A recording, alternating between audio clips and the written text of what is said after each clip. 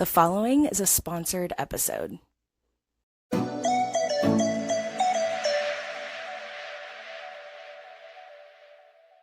Hi, everyone. Welcome back to the show. Today, I'm joined by Julia Carlson. Julia is an 8-figure entrepreneur, a top-ranked financial advisor by Barron's and Forbes, author of Money Loves You and her new book, Let's Get You Fired. Julia, I think you just got a copy. Do you want to show it? Yes, absolutely. I'm so excited. I am so excited. This topic is such a hot button. Like, how do we get out of the day to day? We're going to talk about that more in this conversation. Anyway, she's also a speaker who has spent more than 25 years helping women build real wealth without burning themselves out in the process. She's built and scaled multiple companies, including a financial services firm, while raising a family. And today, Julia helps women entrepreneurs scale to 7 and 8 figures by firing themselves from the day to day and stepping into true CEO leadership to build businesses that create freedom, impact, and legacy.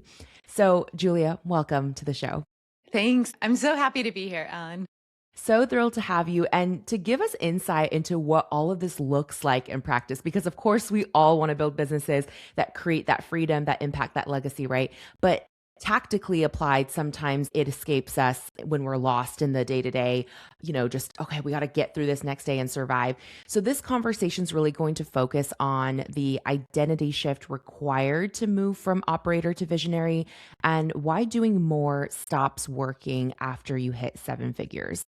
So let's actually start with this idea of hustle. And I think for so many of us, especially those of us building bootstrap businesses, like we really had to rely on our grit and our work ethic and just like pushing through, trying again and again to really build to the level that we have. So why do you feel like hustle stops working for women once they reach a certain level of success? And what do you replace that with? Sure. Yeah. So I think, we're all successful because we hustled. So I want to say first, there's nothing wrong with hustle. And there's a chapter in my book called Wired Weird. As entrepreneurs, we are wired, we're passionate, we're excited, we want to do all the things. And that is what it takes to build a business to 6 figures to even 7 figures. You can do that on your own effort. But what happens is the hustle, the thing that got you to 6 figures or 7 figures are the exact same things that will hold you back to your next level. So Hmm. it's like, I like to say, doing all the things will get you all the things, but then you can't keep doing all the things. Yeah. So you replace it with surrender. You replace it with letting go of control of everything in your business. And you replace that with bringing on people that you trust that are just as excited about your vision as you are and really learn how to let go and allow others to hold that vision with you. And so that's the spirit behind firing yourself is it's a playful comment to say, hey, get out of your own way. Like others are here to help in your crusade and your mission. And we really have to receive that help from others. I think we as women innately understand that we do need help and we love being helpers, right? Which is the irony sometimes of not being able to let go of control and receive help from others. But I think a common conundrum, and this is something I'm also asking kind of on behalf of myself, right? Because I'm sure a lot of our listeners can relate, is sometimes we know we need help, but let's say, and you're a finances person, you have this background. Sometimes you look at the numbers and the math doesn't math, right? You're like, I want to hire A players who come in with expertise, who can really hit the ground running. But sometimes our budget looks like we can only afford someone who's entry level that we have to train from the ground up. And we feel even more overwhelmed not having the capacity to do so. So when you run into conundrums like that, either in your own past with scaling your companies or with your clients, what advice do you give them in that situation? Sure. So, what I have found is knowing exactly what you are looking for or what you're trying to fire yourself from. And so that's kind of step one. There's like a hustle audit I talk about in my book, whereas, just taking inventory from all the things that you're holding as the founder, as the CEO, and then starting to, make a list of, you know, for me, it was operations. Like I had to get out of operations. I don't like managing people. I really wanted to be the leader, not the manager. So operations was the first thing that I had to start letting go of. And so a lot of entrepreneurs have virtual assistants and they think of them as task takers. So we're giving tasks, but we're not actually saying, hey, you own the end result of my calendar. Giving them empowerment. I mean, yes, of course, you have to build trust and there has to be inspections and, you will build that trust with them. But having someone own the end result of something in your company versus, hey, schedule this appointment, get back to this person, it's a totally different energy that you lead with. And so I believe that even if you're hiring someone that is more entry level, you can level them up by how you work and interact with them and the expectations that you lead with. So it's also interesting, like we're actually starting a new business in our consulting for entrepreneurs. And there are so many amazing entrepreneurs that have built their businesses and want to give back, that want to do the consulting, that want to. And I just talked to someone yesterday that's like, yeah, I'll do this and help other entrepreneurs. And he is like an amazing leader who's willing to just give to other entrepreneurs and help in a really affordable way. And so it's amazing what you visualize and you put out there, what you can magnetize to yourself. Yeah, and a really creative solution, actually. You're right. So you're saying, like, even if you hire someone who maybe doesn't have the leadership experience or needs some more guidance and handholding on what that looks to own a role, you could pair them with an expert consultant that could then kind of show them the ropes and give them the roadmap to follow. Am I understanding that correctly? Exactly, exactly. Yeah, the vision I have for my consulting firm and helping entrepreneurs is that we are that fractional executive support when you can't hire a COO or a CFO or even HR. We have someone on our team that does build culture, HR, career development. So we can get in there and do really great work at a fraction of the cost because just simply the business isn't at a place where they would hire that level of expertise. That makes total sense. And you mentioned a moment ago in your book, you have the hustle audit that helps people kind of recognize where in their business they are, quote unquote, drowning the most, right? Like really stuck in that hustle. And so I'm assuming when people ask, like, well, what should I fire myself from? The answer kind of depends on their own unique businesses. But have you noticed any, I guess, patterns across the clients that you've worked with in terms of, okay, if they truly don't know where they should start to let go of control, there seems to be like one place that either kickstarts momentum better than other areas of their business or just gives them outsized returns if they could just let go of this thing first. Yeah, it's definitely within the operations area and it's usually administrative. So it could be email, it could be owning your schedule or having someone else own your schedule. Those things that they're sneaky, right? We don't understand how much time it takes to maintain our email inbox, but it takes so much time. So to have someone else do that for us is liberating for the founder and the visionary that the best time that they have is in front of, revenue producing tasks, if you will. Absolutely. And I've heard you say that phrase, own your calendar, a few times now. I know some of our listeners might be hearing that and thinking, ooh, I love this idea of not feeling like my calendar's out of control. But even if I hired an assistant to own my calendar, because maybe they haven't been trained in what it looks like to have a calendar that feels in your control, they may not know how to even instruct their assistant to quote unquote own their schedule. So what does that look like for you? Maybe you could just walk us through an Yeah. example of how your calendar is managed. Yeah. So first, you have to understand what you're going for. So it's like building out that ideal week. And as entrepreneurs, like we have a lot of different roles that we hold. So we're usually the rainmaker in our business. They also hold a lot of other hats. They're in charge of the finances, most likely. They're in charge of the marketing, the content creation. They're also sometimes a mom or a partner. And so we hold a lot of roles. For me, it's important in my schedule that I have a perfect week outlined for my assistant who owns my calendar. So she knows Mondays are for internal meetings, Tuesdays are for days, content creation, podcast interviews, like I think building the brand. Wednesdays are for client meetings. Thursday are, so it's like a very specific time blocking. Now, is it perfect all the time? No, but she understands, hey, I like to go for a walk. I like to have a lunch break. I do need to check in with email and do some of that. So she's been with me for a couple years, but she can kind of get ahead of me now, and she knows how to block out my time and what works within an ideal schedule for me. So taking that time, really setting expectations is so important when you're building a team, working with a team, just so there's clarity on both sides of what you expect, and giving them room to ask questions and get it right. And here's the cool thing about our schedule, every day is a new day. So we get to keep trying. Absolutely. And I think I like, how you've kind of bucketed out your week based on like a focus or a task so you don't have to do so much task switching. I'm wondering if the same thing applies to your inbox. I know for me and a lot of entrepreneurs struggle with this.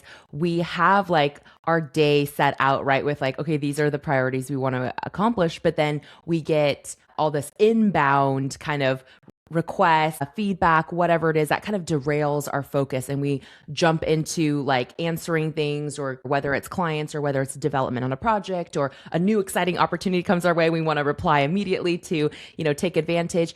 Do you have any rules around your inbox and how you approach when or how you respond? Yeah, it's like I like to say we get hijacked by our inbox. Yes. Yeah, and so there's something that resonates with me is like someone else's emergency is not always my urgency. Oh, if Mhm. it's my kids, yeah, but I think it's healthy to have boundaries with your email. And if they're emailing you, most likely it's not something that has to happen but like right now. And so, for me, it's having specific times built into my day where I do get into my email, but then also having my assistant in my email box and Mm. organizing things and responding to things that don't need my attention is important too. That really helps. Moving more into the mindset side of things and the identity shift, which is really that deeper work that can take a while to fully embrace. What shifts in identity or mindset do you see most women resist when moving from seven figures towards eight figures, or even towards, whatever their current income and revenue level is, just trying to move into that next stage? Yeah. So way back in the day, I want to say my revenue was maybe 250,000. And I started calling myself a CEO. And I was like, I'm a CEO. And at first I was like imposter syndrome, all of that. But then I had to really embrace, okay, who am I as a CEO? Am I doing the most important work that only I can do in my company? And so I will also say, when you're building your business, like your business is your baby. In a lot of ways, I was my business. And now, we have a team of 23. Like, Wow. yeah, it's not my business anymore. I mean, it is my business, but it has its own identity Yeah. and it's its own entity, if you will. And so it's really cool to see how that is. It's like a grown child into the world. Yes. And because I've applied all the principles and the framework that I talk about in my book, going from that hustle to the surrender, and surrender is really hard. It's hard to let go of control. And the mindset shift is I can still be in charge without being in control. Mm. And that is when you can embody that, that is when you shift into harmony and you've got the surrender piece down. Other people are in this with me. Other people are owning this just as much as I would own it. They may not do it the same way I would do it, but they're very capable and they're part of the journey. And so I think it's that surrender piece that entrepreneurs have such a hard time with. I agree. I love that reframe, by the way, Julia, that I can be in charge without having to be in control. I think that's a really great and encouraging mantra that we probably all need to hear more. On the surrender piece, I'm just curious. You have obviously built a very successful business. You've been working on that shift of letting go of control and surrendering for a long time. But I think it'd be encouraging for our listeners to know that even at your advanced stage of doing that, you Mhm. still probably have to learn all the time to let go and surrender new things. So, what's something recent that you've surrendered in your business? If you could just give us a little backstory on that. Oh, I love that question. I feel like I know what it is. It's the content creation piece. So, like, Mm. I love social media. Like, I love being on Instagram.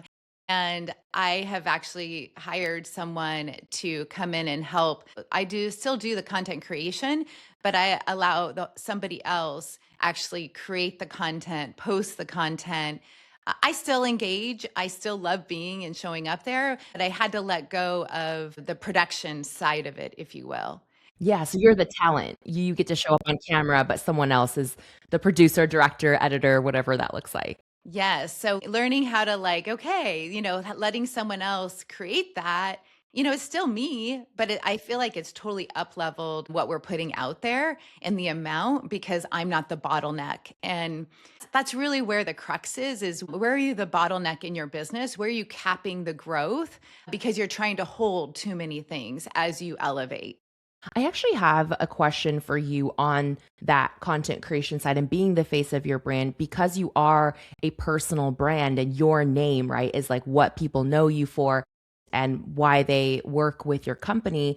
I'm curious if you have any advice for other personal brands out there or very founder led brands where, they don't maybe have, even though, like you said, your company is its own entity with 23 employees or staff members working with you, it's still like your face out there, right? And so do you think for personal brands, do you think there's any opportunity for founders to step back from being the only face of a personal brand? Or do you think as a personal brand, it's really important that it's always your face out there and then you just have to kind of figure out the back end processes to make it so that your involvement becomes less and less outside of showing up on camera? Yeah, that's a great question. So I do feel like my company, Financial Freedom Wealth Management Group, if you go to that Instagram, yes, you'll see me, but you will also see the team. Like we love to highlight the team, like it's very team led. And so that transition has been in the last couple years where every video wasn't me. Yeah. And that's allowed me actually to step out and do more speaking, write my books, like to build the kind of this personal brand alongside the financial freedom brand. So even though, yes, people associate me with my company, I am now like starting other things and doing more because I have embraced that principle of firing myself in that company. And so I think in building a company that has transferable value that you want to exit and sell one day, you have to, yes, it may take you in the hustle piece at building it, but you have to understand how do I make sure that the deliverables, the service that you're creating to your client or the product doesn't totally depend on me as the owner. Mm. And so that's the way I would think about it. Like, if I was gone tomorrow, I know my company would live on because we have an exit plan in place. We have things in place, and our clients know that it's not just me delivering the service, it's the whole team. Right. No, that gives, I'm sure, such peace of mind too, that insurance of knowing that, like, and I think that feeds into the legacy piece, right? That you've built something, like you said, that can live beyond you. How can other women tuning in build that level of quality in terms of teams and systems that are capable of running without them? Yeah, well, I think it goes back to the firing yourself by empowering others to own pieces in the business. And then also, as the business owner, willing to invest. And so, I remember the first employee I hired that cost me six figures. And I was like, oh my gosh, am I ready to hire this? It was going to impact my profits. And I wish I would have done it sooner because, yes, it was a cost and an investment. But when you get that level of expertise or an expert in your business, they will run with things. They will make you money. They will make the business money. And so now when we think about adding senior levels, yeah, it may be a cost up front, but there's also going to be growth on the other side of that when they're integrated, when they understand the vision, and it's always measurable. I have this chart going back probably 15 years that says the amount of revenue we had versus the people we hired. Oh, interesting. And you can see, I want to say it was 2013, we were about 750 in revenue, and I hired two amazing employees. Like within 12 or 18 months, we had gone to like 1.6, 1.7 million. Incredible. And do you feel like you can tie those results directly back to those two roles? Absolutely. That is Absolutely. so cool. Yeah. And you can see it over and over again within our growth. So Yeah, it's scary sometimes to hire those bigger positions, but those are the exact things that will elevate you as the leader and then bring someone in with you, behind you. Yeah. Absolutely. And because you have such a strong financial background and you still run a financial firm, I feel like I would be remiss not to ask you, what are some of the underrated investments outside of what you've talked about with, hiring the right people, firing yourself from the day to day, making sure you have the right systems in place? What are other underrated investments that women entrepreneurs aren't putting enough money into to get ROI that you've seen over your years of work in this field? Strategy that I help women entrepreneurs or, all entrepreneurs that have kids is actually hiring their kids in their business. Mm. Because that's actually a very tax efficient way to get money to pay the kids, then have the kids invest maybe in a Roth IRA. So they become investors. And then it's basically a zero tax rate when you do about 15,000 per year. So the kids could be on social with you. My kids do our newsletters, do mailings for us. Like they actually work in the business. And my oldest daughter helps with some of the socials. So it's we have to think outside the box, but that's just a way to get money out of the company without paying higher tax rates. Mm. And then will also say, like, we have 4 office locations.